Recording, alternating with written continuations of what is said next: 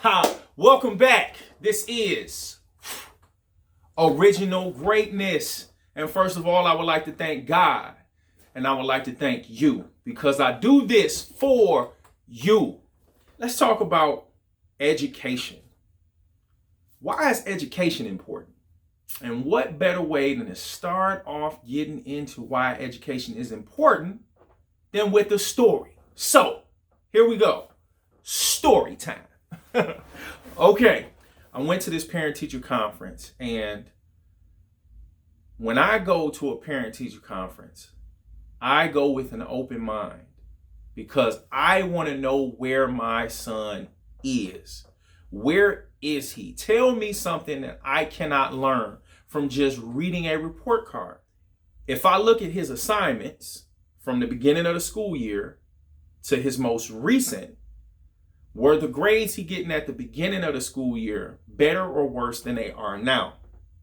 That will be able to let me know if he's progressing or regressing. Is he moving forward or is he moving backwards? And finding out where he is helps me as a parent understand where my child needs to go. So she started showing me his assignments, and I looked at this assignment and he had an A on it. And all of the questions were marked correct. All of the answers he gave, she marked as correct. And after studying the assignment a little bit further, reading the math questions, and looking at his answer to the first three questions, I noticed, I'm like, these are wrong. So if they were wrong, I'm trying to figure out how is it that the teacher is marking his answers as correct when they're wrong. So I asked her, and I wish, I really do, I wish I was making this up. But I asked her, I said, excuse me, are these answers correct? And she looks me dead in my face and she says, do you want me to go and get the teacher's manual and give it to you? And in my head, I was like, wow. That meant that basically my son was being taught by somebody who did not know on their own what they're attempting to teach somebody else. I didn't need the teacher's manual to know if the answers were incorrect because I knew what the correct answers were. So if I didn't need the book and I'm not a teacher, I'm assuming that she should have been knowledgeable enough to know that. And to take it a step further, oh man, you tripping. I'm not tripping. And I can prove it to you. I'm about to prove it. We're in court right now. I'm about to prove it. The way I can prove that she wasn't confident that his answers were correct, she read the grade when she gave me the assignment. So if she checked his assignment from what was in the teacher's manual, which are the answers, then she should be confident enough to say, I graded it. If it says that it's correct, I know that it's correct because I graded it. And I graded it because they were the correct answers. So she could have easily said, yes, those are the correct answers. But she did not say that. And she basically told me that the school system had changed the way they were teaching math. They switched to Eureka math. And she said it was so complicated and so in-depth that it's even hard for her to understand. So she just grades the children off of effort. Now, I'm not sending my son to school to get good grades. Now, hear me out. He's getting good grades, but he's giving the wrong answers. So I'm not sending him to school to get good grades. I'm sending my son to school to get an education. And he's not getting an education of any type of quality if he's just being graded on an attempt. That's not how the real world works. Knowing how to perform a task and perform it until completion is what makes you skilled or qualified for a position. To completion. That's what makes you qualified. So if he's giving answers that's incorrect, it's actually incomplete because the problem isn't solved. That's why giving the right answers is very important. It solves the problem. An incorrect answer leaves the problem unsolved. So it's incomplete. I wasn't happy about it. I was very disappointed. And I knew that it was politics behind why the teacher was doing what she was doing. But that doesn't change the fact that my son was being sold short of education because she felt like the cards were stacked against her to be able to teach something and she didn't even understand. That wasn't fair to my son. But why am I telling you this story? I'm telling you this story because I want you to understand that education starts at home. A child's first teacher is its parents. My mom, my dad, our children now, me and you. We're their first teachers. And if I'm sending or we're sending our kids to school, we need to make sure they are doing what we're sending them to school for.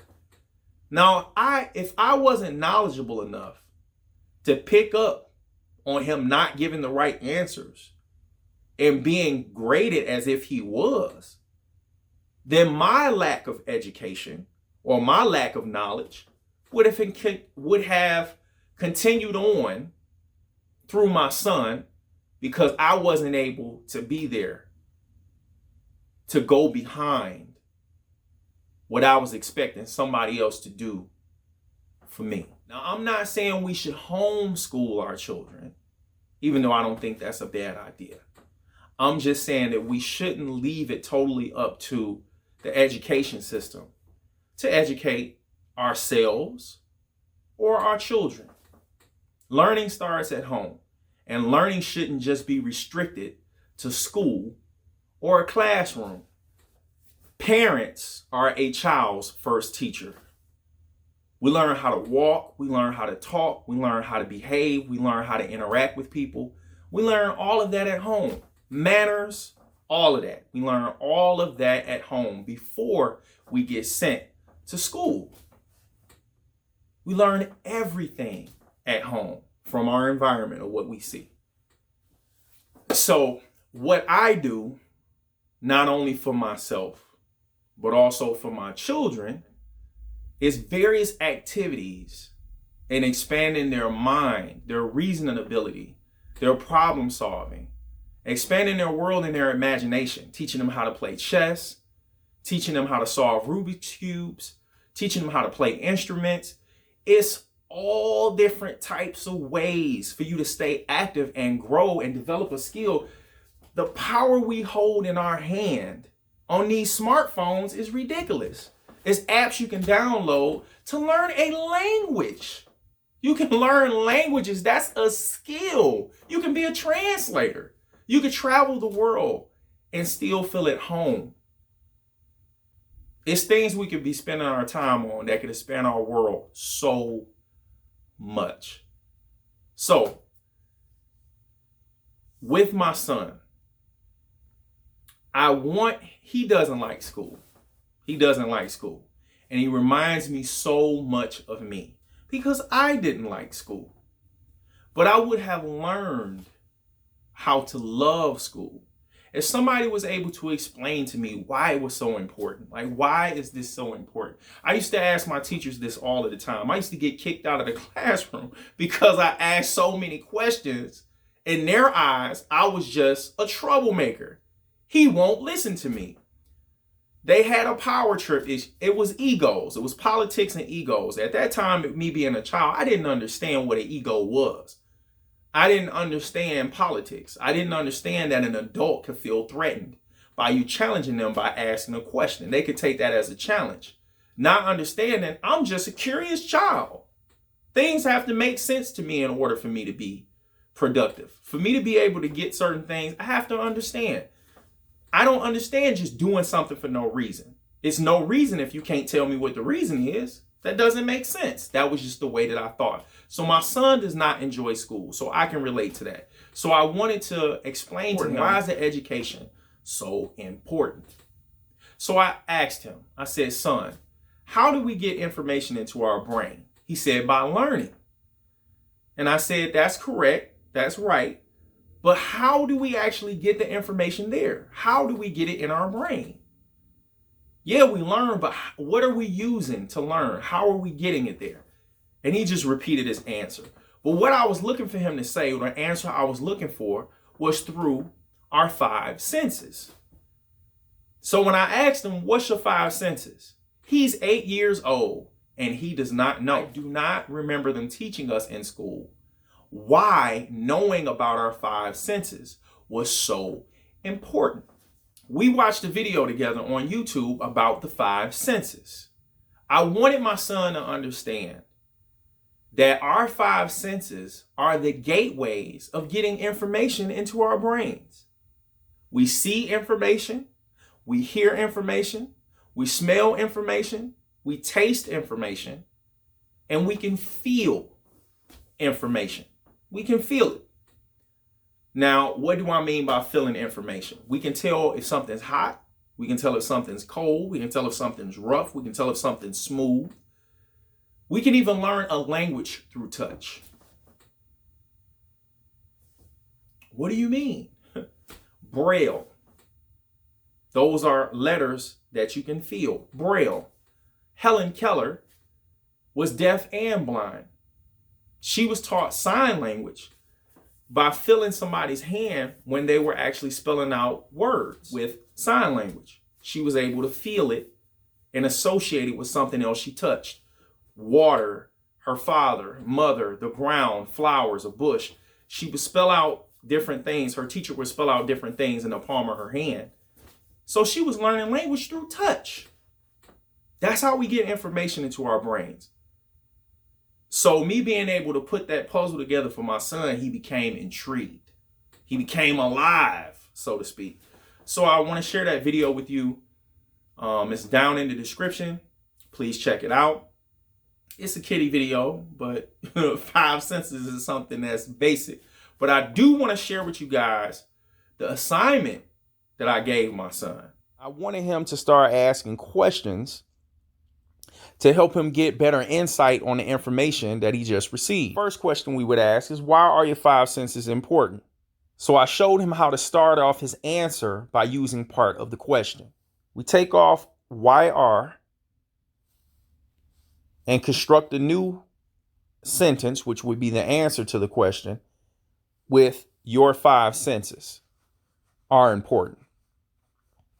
Your 5 senses are important because they send information to your brain. Then I showed him how to create a new question from the answer he just gave. If it's important to send information to your brain, why is information important? Information is important because it helps you learn. Okay, new question. Why is learning important? Learning is important because it makes you smarter, and smarter makes you better. How does being smarter make you better? Being smarter makes you better because it reduces the chances of you making a mistake. So, I hope you enjoyed this video. I hope you learned something. I hope that your world became bigger. I hope that you have an awesome day. And I hope that you know and you understand now that education is important. It doesn't matter where you get the information from. It's all around us. It's an abundance of information. Learn something. Before you go to bed at night, every night you should ask yourself, what did I learn today? What did I learn today? It's great. I love sharing information. I love it. It makes the world so much bigger and brighter. Like limited information is like darkness to me. Like being in the dark. It's just why. There's so much light out here. Like it's just... Education is highly important. And it's up to us. It's up to us as individuals and as parents to not only make sure that we're educated, but that our children receive an excellent education. It doesn't have to be just left up to the school. It can be taught at home. And equipping our children with information and resources is equipping them and preparing them for success. So, as always, be original, be great, and say, I am original greatness. God bless.